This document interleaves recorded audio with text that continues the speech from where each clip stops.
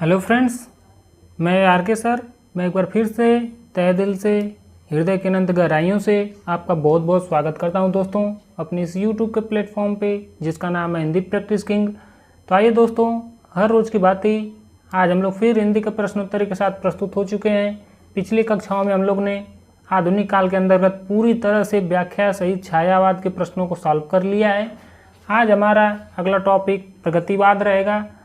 तो आप देखते हैं हम लोग प्रगतिवाद में कौन कौन लेखक आएंगे जिनके बारे में डिटेल से पढ़ेंगे। सबसे पहले तो प्रगतिवाद जो है कब से कब तक है, तो देख लेते हैं प्रगतिवाद कब से कब तक है। प्रगतिवाद है 1936 से 1943 तक। कब है? 1936 ईस्वी से 1943 ईस्वी तक प्रगतिवाद माना जाता है। और इसके अंतर्गत प्रगतिवाद में हम लोग कौन कौन से लेखक कवियों को देखेंगे, तो हम लोग इसमें देखेंगे नागार्जुन को। किनको? पहले तो हम लोग नागार्जुन के बारे में देख लेते हैं कौन कौन आते हैं प्रगतिवादी लेखक। या भी यहाँ से भी प्रश्न पुटअप होते हैं तो स्टार लगा के लिखिएगा। नागार्जुन को देखेंगे, केदारनाथ अग्रवाल को देखेंगे। किनको? केदारनाथ अग्रवाल को। इसके बाद अगले आ जाएंगे अगले लेखक शिवमंगल सिंह सुमन को देखेंगे हम लोग। इसके बाद हम लोग त्रिलोचन को देखेंगे, त्रिलोचन को। इसके बाद हम लोग रांगे राघव को देखेंगे। किनको? रांगे राघव को। चलिए प्रारंभ करते हैं प्रश्नोत्तरी। इन सारे प्रमुख साहित्यकारों को हम लोग आगे देखेंगे। चलिए प्रश्नों पे सीधे बढ़ चलते हैं। प्रश्न है, जनता मुझसे पूछ रही है क्या बतलाऊं, जन कवि हूँ मैं साफ साफ कहूँगा क्यों हकलाऊं। ये पंक्तियाँ किनकी है? क्या रामविलास शर्मा की है, या रांगे राघव की है, या नागार्जुन की है, या भवानी प्रसाद मिश्र की है? तो इस प्रश्न का सही जवाब ऑप्शन सी हो जाएगा, नागार्जुन की है। यह कविता प्रगतिवाद के शलाका पुरुष कहे जाने वाले कवि नागार्जुन की है। संस्कृत और मैथिली में यात्री उपनाम से कविताएं लिखते थे। किसमें? संस्कृत और मैथिली में। संस्कृत व मैथिली में। मैथिली में किस नाम से रचनाएं लिखते थे? तो यात्री नाम से। किस नाम से? यात्री नाम से, याद रखिएगा। नागार्जुन की रचनाएं कौन कौन सी हैं?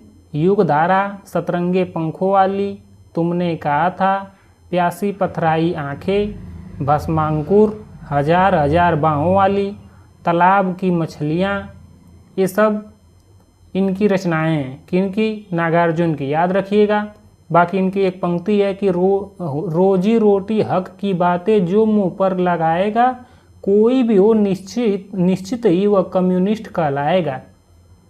और एक और इसी लय में मैं एक और पंक्ति सुनाना चाहता हूँ आप लोग को। 5 पूत भारत माता के, दुश्मन था खूंखार, गोली खाकर एक मर गया बाकी रह गए 4। ये भी नागार्जुन की पंक्तियाँ हैं। बहुत प्यारी प्यारी पंक्तियाँ कहने वाले हैं नागार्जुन जी। अगला प्रश्न है, प्रगतिवाद आंदोलन में सैनिक रूप का उल्लेख किस साहित्यकार ने किया है? ऑप्शन ए है प्रेमचंद्र ने, ऑप्शन बी है मुक्तिबोध ने, ऑप्शन सी है अज्ञेय ने, या ऑप्शन डी है नागार्जुन ने।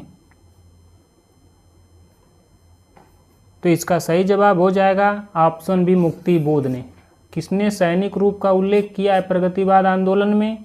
तो मुक्तिबोध ने किया है। सामान्यतः यह कहा जाता है कि मजदूर वर्ग, दलित वर्ग और कृषक वर्ग की दृष्टि में रखकर जो साहित्य हिंदी में रचना किया गया उसे ही प्रगतिवाद कहा जाता है। बच्चन सिंह के अनुसार प्रारंभ में इस काव्य को प्रगतिशील काव्य ही कहा जाता था, लेकिन प्रगतिवाद शब्द का प्रयोग सर्वप्रथम 1942 ईस्वी में मुक्तिबोध ने अपने एक लेख प्रगतिवाद एक दृष्टि में किया। क्या लेख का नाम था? प्रगतिवाद एक दृष्टि। किसने किया? तो मुक्तिबोध ने। याद रखिएगा, बहुत मोस्ट इम्पॉर्टेंट यह बातें हैं। अगला प्रश्न है, तो मैं सौंपता हूँ किसकी काव्य रचना है? क्या नागार्जुन की है, या शमशेर की है, या केदारनाथ अग्रवाल की है, या ऑप्शन डी त्रिलोचन की है? तुम्हें सौंपता हूँ क्या है? पहले बात तो यह कविता संग्रह है। क्या है? कविता संग्रह है। और किसका कविता संग्रह है? तो यह त्रिलोचन का है। किनका है? त्रिलोचन शास्त्री जी का है। त्रिलोचन शास्त्री का जन्म अगर पूछ लिया जाए कब हुआ, तो इनका जन्म 1917 ईस्वी में सुल्तानपुर उत्तर प्रदेश में हुआ। कब हुआ इनका जन्म? 1917 ईस्वी में। और कहाँ पे हुआ? तो सुल्तानपुर। कहाँ पे हुआ? सुल्तानपुर। और सुल्तानपुर भी किस जनपद में? तो उत्तर प्रदेश जनपद में हुआ। और इनका अगर निधन पूछ ले कि निधन कब हुआ इनका, त्रिलोचन शास्त्री का निधन, तो इनका निधन 2007 में हुआ। कब हुआ? 2007 में। और कहाँ पे हुआ? तो दिल्ली के बगल में गाजियाबाद पड़ता है, वहीं पे हुआ, गाजियाबाद में। याद रखिएगा। बाकी ताप के ताए हुए दिन जो 1980 ईस्वी में प्रकाशित हुआ, इस कविता संग्रह के लिए इन्हें 1981 में, अर्थात 1 साल बाद, इन्हें साहित्य अकादमी पुरस्कार भी मिला। किस पे? तो मैं लिख देता हूँ, त्रिलोचन शास्त्री की एक कविता संग्रह कौन सा है? ताप के ताए हुए दिन। क्या नाम है उसका? ताप के ताए हुए दिन। ताए हुए दिन। यह कब रचित है? तो यह रचित है 1980 ईस्वी में। और इनको ज्ञानपीठ पुरस्कार इस पे कब मिला? तो इसी पे इनको ज्ञानपीठ पुरस्कार साल भर बाद 1981 में मिला। याद रखिएगा, 1981 में मिला। चिदम्बरा पे निराला जी को 1968 में मिला और इनको 1981 में मिला। याद रखिएगा। और जीने की कला जो इनका कविता संग्रह है, जिसे 10 काल कहते हैं, कहानी संग्रह है इनकी, और ये सब रचनाएं हैं। और इन्हें आधुनिक हिंदी कविता की प्रगतिशील त्रयी में नागार्जुन, केदारनाथ अग्रवाल के साथ तीसरा प्रमुख स्तंभ इनको ही माना जाता है। याद रखिएगा। यहाँ पर मैं लिख दे रहा हूँ, प्रगतिशील त्रयी में कौन कौन शामिल हैं। प्रगतिशील त्रयी, प्रगतिशील त्रयी में कौन कौन लोग शामिल हैं? एक तो बिल्कुल यही हो जाएंगे नागार्जुन जी, नागार्जुन जी। दूसरे हो जाएंगे केदारनाथ अग्रवाल जी, केदारनाथ अग्रवाल। तीसरे पे हो जाएंगे कौन? त्रिलोचन जी। कौन हो जाएंगे तीसरे? त्रिलोचन। याद रखिएगा, मोस्ट इम्पॉर्टेंट ये सारे प्रश्न हैं। मैं बिल्कुल मोस्ट इम्पॉर्टेंट प्रश्नों की श्रृंखला लेकर आया हूँ। बिल्कुल ध्यान से देखिएगा, एक भी वीडियो, एक भी प्रश्न स्किप ना कीजिएगा। अगला प्रश्न है, निम्नलिखित में से कौन सा तत्व मार्क्सवादी चिंतन के पक्ष में नहीं है? मार्क्सवादी का ये दूसरा नाम प्रगतिवादी है। क्या है? प्रगतिवादी। बिल्कुल याद रखिएगा, जहाँ भी आप लोग को मार्क्सवादी दिख जाए तुरंत समझ लीजिएगा कि प्रगतिवादी के बात में बात कर रहा है। 1936 से 1943 के बीच वाले की बात कर रहा है। याद रखिएगा। नहीं पूछा इसमें, यानी कौन प्रगतिवादी चिंतन के पक्ष में नहीं था? आधार और अधिरचना नहीं है, या वर्ग संघर्ष नहीं है, या प्रतिनिधि पात्र नहीं है, या यांत्रिक भौतिकवाद नहीं है। कौन सा एक पक्ष प्रगतिवादी के नहीं है?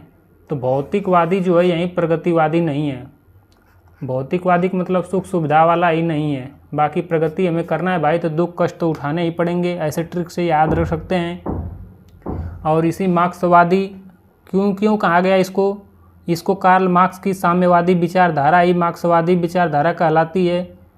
यानी कि मार्क्सवादी को ही साम्यवादी भी हम लोग कह सकते हैं। यह क्या है? साम्यवाद शब्द आ जाए, या फिर प्रगतिवाद आ जाए, या मार्क्सवाद आ जाए। बिल्कुल याद रखिएगा, ये सारे तीनों एक ही नाम है प्रगतिवादी की। किसका है? प्रगतिवादी की। और साम्यवाद या मार्क्सवाद के प्रवर्तक कौन है? तो कार्ल मार्क्स हैं। कौन है? Karl Marx. याद रखिएगा, बिल्कुल मोस्ट इम्पॉर्टेंट प्रश्न है।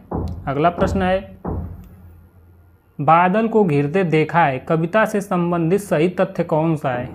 जो कविता है कि बादल को घिरते देखा है, इस कविता से संबंधित कौन सा एक तथ्य सही है, उसी के बारे में पूछा है।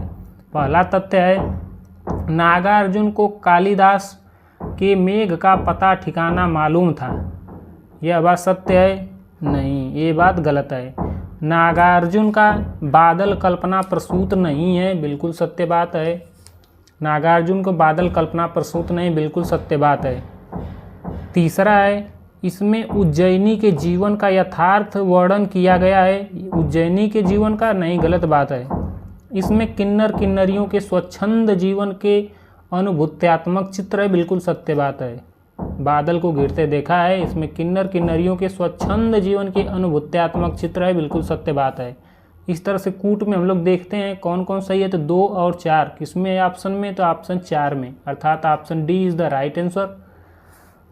अगला प्रश्न हो जाएगा, इसके बारे में थोड़ा सा मैं आपको बता दे रहा हूँ कि नागार्जुन को प्रगतिवाद का सलाहकार पुरुष कहा जाता है। ये राजनीतिक कवि के रूप में भी जाने जाते हैं और डॉक्टर बच्चन सिंह ने नागार्जुन की कविताओं को नुक्कड़ कविता की संज्ञा दिया। किसने? बच्चन सिंह ने, याद रखिएगा। और जो नागार्जुन है, इनको आधुनिक हिंदी का कबीर भी कहा जाता है। क्या कहा जाता है इनको? आधुनिक हिंदी का कबीर भी कहा जाता है, मैं आगे आपको बताऊंगा। और इन्हें मैथिली भाषा में पत्रहीन नग्नगाछ शीर्षक से काव्य लिखा। इसमें 52 कविताएं संकलित हैं। इस कृति पर इन्हें 1968 ईस्वी में साहित्य अकादमी पुरस्कार भी मिला है, याद रखिएगा। और ये संस्कृत मैथिली में यात्री उपनाम से कविता लिखते थे, ये बात तो मैं बता चुका हूँ। और इनका मूल नाम बहुत पूछता है, मूल नाम इनका वैद्यनाथ मिश्र था, बिल्कुल वैद्यनाथ मिश्र था। नागार्जुन के बारे में पूरे डिटेल्स में बता दिया। अगला प्रश्न है, नींद के बादल काव्य संग्रह के लेखक कौन है? ऑप्शन ए है नागार्जुन है, ऑप्शन बी है अज्ञेय जी हैं, ऑप्शन सी है भवानी प्रसाद मिश्र हैं, ऑप्शन डी है केदारनाथ अग्रवाल हैं। मैं ट्रिक से बताऊंगा, बिल्कुल कभी नहीं भूलेगा। तो नींद के बादल 1947 ईस्वी में लिखा गया काव्य संग्रह है, याद रखिएगा। और किनके द्वारा? तो नींद के बादल कहाँ फट गए? केदारनाथ में। कहाँ? केदारनाथ, जम्मू कश्मीर में फट गए। देखे हैं आप लोग, सुने होंगे पत्र पत्रिकाओं में। इस ट्रिक से आप लोग याद रख सकते हैं। नींद में लोग सोए थे, बादल फट गए, सभी लोग क्या हो गए? बह गए। ऐसे ट्रिक से आप लोग याद रख सकते हैं। बाकी केदारनाथ अग्रवाल की प्रगतिवादी रचनाएं हम लोग देख लेते हैं। एक तो युग की गंगा जो 1947 ईस्वी में रचित है। दूसरा है कि फूल नहीं रंग बोलते हैं, 1965 ईस्वी में रचित है। अपूर्वा 1984 ईस्वी में है। और इनका जो काव्य संग्रह युगधारा है 1953 में। सतरंगे पंखों वाली 1959 में। और प्यासी पथराए आँखें 1962 ईस्वी में संकलित है, याद रखिएगा। नागार्जुन के बारे में जस्ट मैं अभी बताया हूँ कि इनको प्रगतिवाद का सलाहकार पुरुष कहा जाता है। राजनीतिक कवि के रूप में भी जाने जाते हैं। और बच्चन सिंह की कविताओं को नुक्कड़ कविता कहते हैं। और इनको हिंदी या आधुनिक साहित्य का कबीर कहा जाता है, याद रखिएगा। और मैथिली भाषा में इन्होंने जो पत्रहीन नग्नगाछ शीर्षक से काव्य लिखा था, उस पे इनको 1968 में साहित्य अकादमी पुरस्कार मिला। संस्कृत और मैथिली दोनों में यात्री उपनाम से कविता लिखते थे। और इनका मूल नाम या उपनाम वैद्यनाथ मिश्र था। नागार्जुन के बारे में इतना डिटेल बहुत है। अगला प्रश्न है, वह चिड़िया जो कविता की रचयिता कौन है? वह चिड़िया जो, इस कविता के रचयिता कौन है? बताइए। कुंवर नारायण हैं, या पंत जी हैं, या सुभद्रा कुमारी चौहान जी हैं, या केदारनाथ अग्रवाल जी हैं? तो इसका सही जवाब हो जाएगा केदारनाथ अग्रवाल। कौन हो जाएंगे? Option D is the right answer हो जाएंगे, केदारनाथ अग्रवाल हैं। केदारनाथ अग्रवाल की काव्य रचनाएं कौन कौन सी हैं? तो युग की गंगा 1947 ईस्वी में। फूल नहीं रंग बोलते हैं 1965 ईस्वी में। हे मेरी तुम 1981 ईस्वी में। अपूर्वा 1984 ईस्वी में। पुष्पदीप 1994 ईस्वी में। इनकी काव्य रचनाएं हैं किनकी? केदारनाथ अग्रवाल की। लगे हाथ सुभद्रा कुमारी चौहान के क्यों छोड़ना, इनकी भी काव्य रचनाएं देख लेते हैं। इनकी काव्य रचनाएं हैं मुकुल, त्रिधारा, बिखरे मोती, उन्मादिनी, सीधे साधे चित्र। किनकी काव्य रचनाएं हैं? सुभद्रा कुमारी चौहान की, याद रखिएगा। इसके सिवाय हम लोग पंत जी को क्यों छोड़ना देख चुके हैं, लेकिन फिर भी एक बार रिकॉल करा दे रहा हूँ। युगवाणी, बीड़ा, पल्लव, ग्रंथि, युगांत, गुंजन, ग्राम्या सब रचनाएं पंत की हैं। लगे हाथ कुंवर नारायण को भी देख लेते हैं। इनकी रचनाएं चक्रव्यूह जो 1956 ईस्वी में रचित है। परिवेश हम तुम 1961 ईस्वी में रचित हैं। हाशिए के बहाने 2009 ईस्वी में रचित हैं। और कविता के बहाने 1993 ईस्वी में रचित है। इन दिनों 2002 ईस्वी में रचित हैं। किनके द्वारा रचित हैं, तो कुंवर नारायण की रचनाएं हैं, याद रखिएगा। अगला प्रश्न है, कितना सौभाग्यशाली है वह समुद्र जिसे पर्वतराज हिमालय की इन दो बेटियों को हाथ पकड़ने का श्रेय मिला है। एक पंक्ति में निहित इन दो बेटियों का वर्णन किन दो नदियों के संदर्भ में किया गया है? क्या वह सिंधु और ब्रह्मपुत्र नदी हैं, या रावी और सतलज नदी हैं, या ब्यास और चिनाब नदी हैं, या फिर गंगा और यमुना नदी हैं?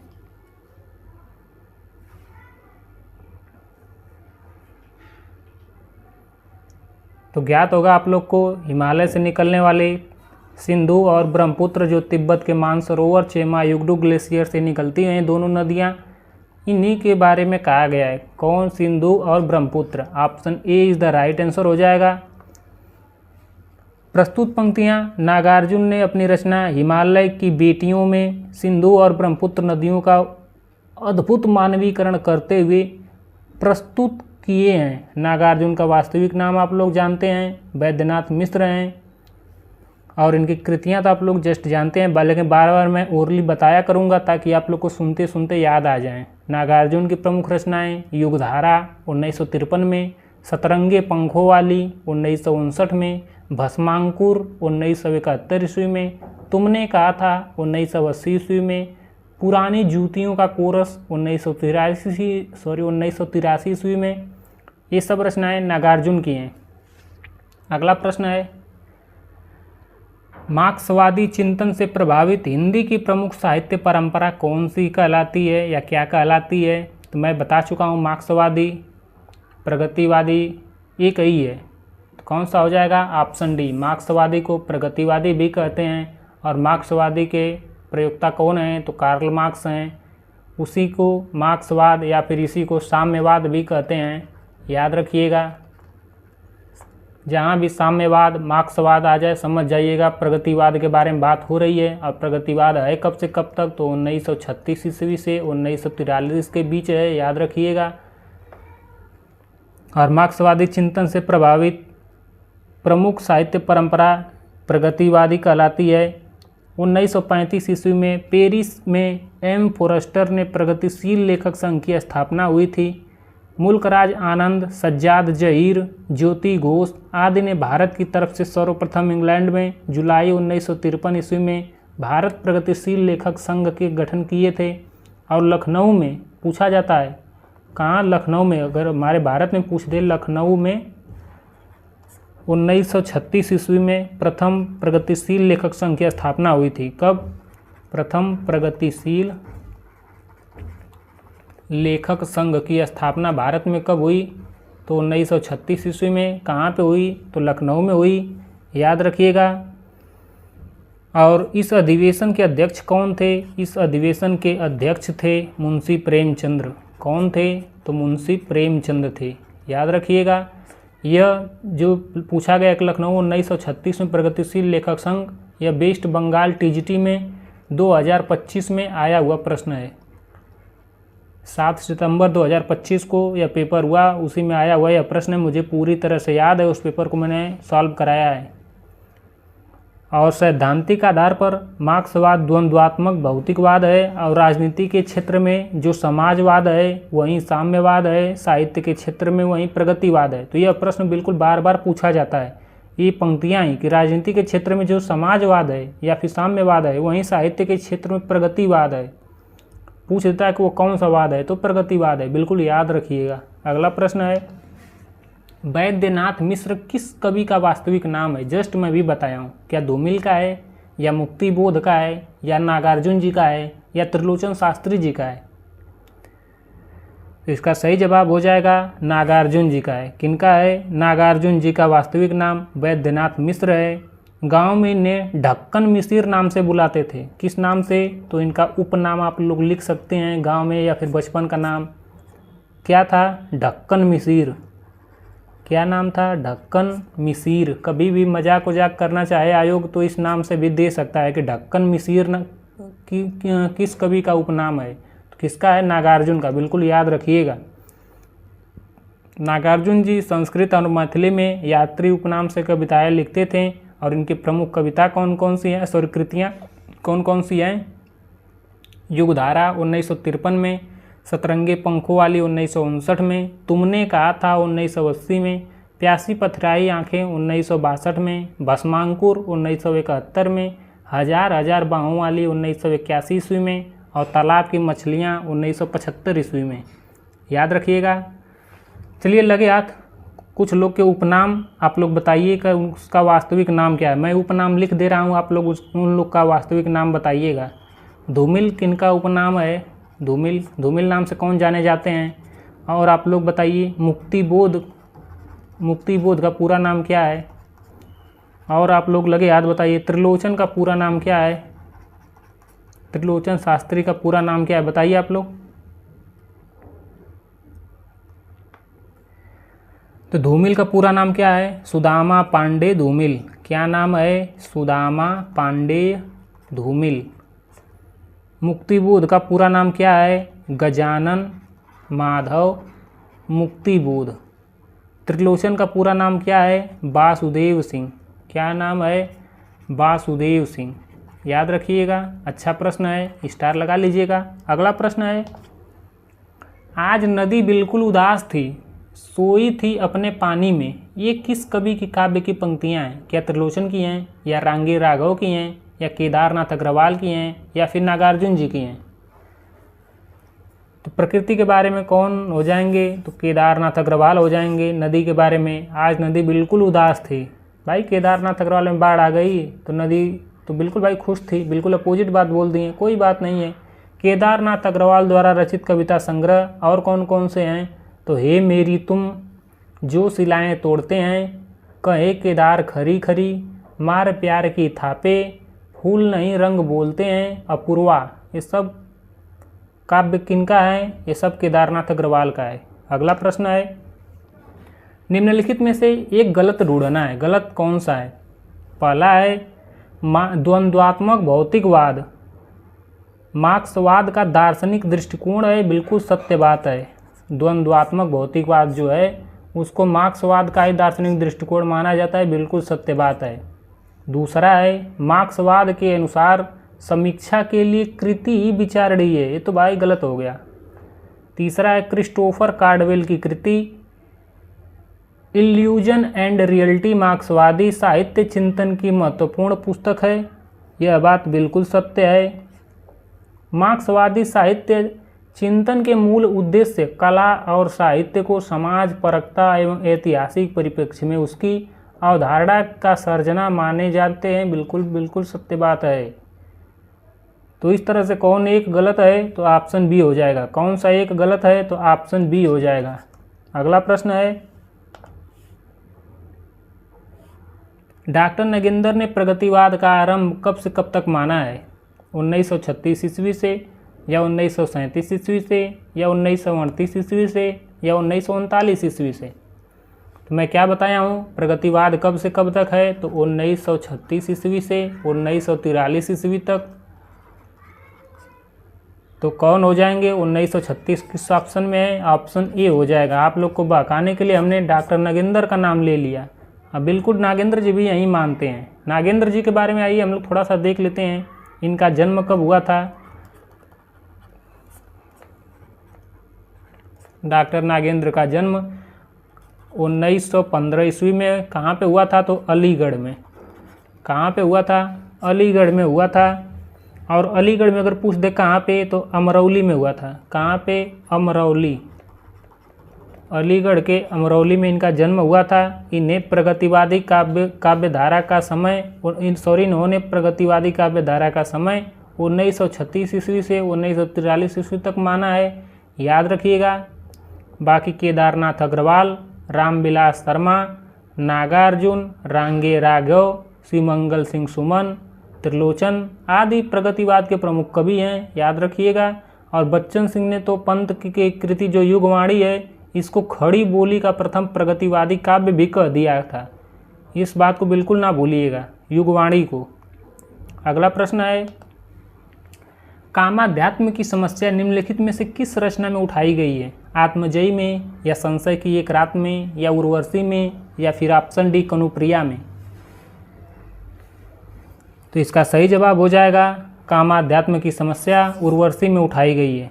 उर्वशी के रचनाकार कौन है? तो दिनकर जी हैं, याद रखिएगा। आत्मजयी के रचनाकार कौन है? तो कुंवर नारायण है। कौन है?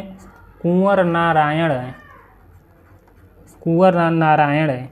और आत्मजयी का मुख्य वर्ण विषय क्या है? तो कठोपनिषद नचिकेता प्रसंग से रिलेटेड है। और संशय की एक रात के लेखक कौन है? तो नरेश मेहता हैं। कौन है? नरेश मेहता। संशय की एक रात में नरेश मेहता की है। इसमें तो आप लोग जानते ही हैं कि इसमें राम के मन में जो युद्ध को लेकर संशय का प्रसंग इसमें किया गया है कि जो राम रावण का युद्ध हुआ वो तो जो लंका से युद्ध होना है वो तो हमारा व्यक्तिगत मामला है, मैं क्यों इस वानरों की सेना को उसमें झोंकूं, या फिर जो कोई पाप दोष न किए हों मैं उन सबको क्यों युद्ध में ढकेलूं अपने स्वार्थ के लिए। ये संशय राम के मन में उठता है। इसी का वर्ण विषय लेकर संशय की एक रात में चित्रित किया गया है। और कनुप्रिया किनकी है? तो धर्मवीर भारती की है। किनकी है? धर्मवीर भारती की है। और इसका वर्ण विषय क्या है? इसका वर्ण विषय इसमें राधा कृष्ण के प्रेम का वर्णन है। क्या है? राधा कृष्ण का प्रेम वर्णन, याद रखिएगा। अगला प्रश्न है, निज के ही उन्मादक परिमल के पीछे धावित होकर वक्तव्य का तात्पर्य क्या है? अपने से बेगाना हो जाना, या फिर मादक पदार्थ सेवन से प्रमत्त हो जाना, या फिर पगलाए फिरते रहना, या फिर अपनी ही अंतःशक्ति को न समझ पाने से व्यर्थ इधर उधर भटकना। तो आप लोग देख रहे होंगे व्यर्थ इधर उधर भटकना, और यहाँ पे धावित हो मतलब समझ रहे हैं मिलता जुलता है, और निज के ही उन्माद मतलब खुद के ही अंतःशक्ति, आप समझ रहे हैं बिल्कुल मिलता जुलता है। ऑप्शन डी हो जाएगा। क्या हो जाएगा? ऑप्शन डी, अपनी ही अंतःशक्ति को न समझ के इधर उधर व्यर्थ में भटकना। और यह जो है किस कविता से ली गई पंक्तियाँ हैं? तो यह जो है नागार्जुन की हैं। पहली बात तो यह है नागार्जुन की हैं। अब आप लोग बताइए किस कविता की पंक्तियाँ हैं? तो बादल को घिरते देखा है, इसी की पंक्तियाँ हैं। किसकी हैं? तो बादल को घिरते देखा है।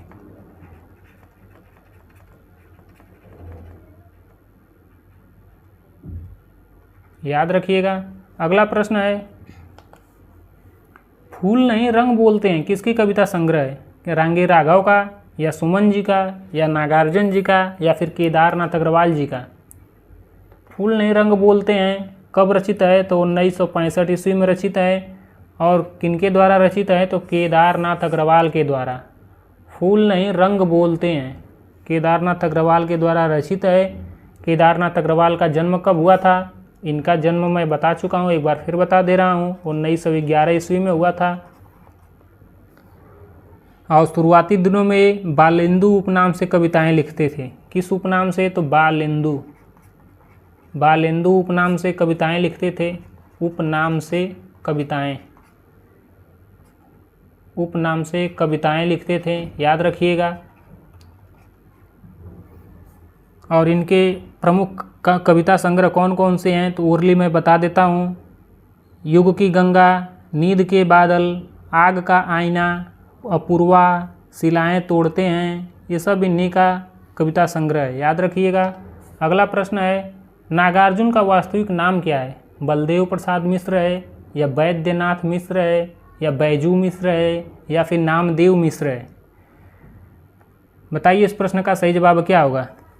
तो इसका सही जवाब हो जाएगा वैद्यनाथ मिश्र है। क्या है? वैद्यनाथ मिश्र है। Option B is the right answer हो जाएगा। परंतु हिंदी साहित्य में उन्होंने नागार्जुन तथा मैथिली में इन्होंने यात्री उपनाम से रचनाएं की हैं, और काशी में रहते हुए इन्होंने वैदेही उपनाम से भी कविताएं लिखी हैं। इनकी कृतियां कौन कौन सी हैं? तो युगधारा, सतरंगे पंखों वाली, प्यासी पथराई आँखें, तुमने कहा था, तालाब की मछलियाँ, पुरानी जूतियों का कोरस, रत्न गर्भा, अपने खेत में, आखिर ऐसा क्या कह दिया मैंने, ये सब कृतियाँ किनकी हैं? तो सब नागार्जुन की हैं, याद रखिएगा। अगला प्रश्न है, कौन सा कथन सही नहीं है? ध्यान दीजिए, यहाँ पूछा है कौन एक सही नहीं है। पहला है, शिवमंगल सिंह सुमन प्रमुख प्रगतिशील कवि हैं, तो सुमन जी बिल्कुल प्रगतिशील कवि हैं, याद रखिएगा। प्रगतिवादी हैं तो प्रगतिशील बिल्कुल हो जाएंगी। प्रगतिशील कविता में पूंजीवादियों के प्रति प्रबल आक्रोश है तो भाई पॉजिटिव बात हो गई, तो बिल्कुल सत्य बात हो जाएगी। तीसरा है कि वर्ग संघर्ष को प्रगतिशील कविता में हानिकारक बताया गया है, यह बात तो गलत हो जाएगा, हानिकारक निगेटिव आ गया तो गलत हो जाएगा।